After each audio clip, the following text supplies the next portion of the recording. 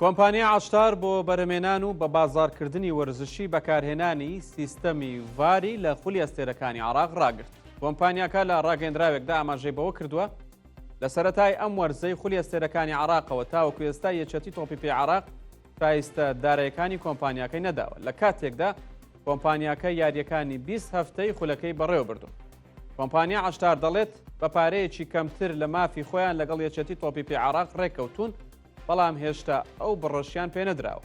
هاوکات گۆڤەن عەبدوڵخالق ئەندامی یەکێتی تۆپی پێ عێراق بە زوومی گوت یەکێتیەکە کێشەی دارایی گەورەی هەیە، زیاتر لە 6 ملیار دینار قەرزاری کۆمپانیا عاشتارە، نزیکەی 7 ملیاریش قەرزاری پەخشی یاریەکانی خولی ئەستێرەکانی عێراق.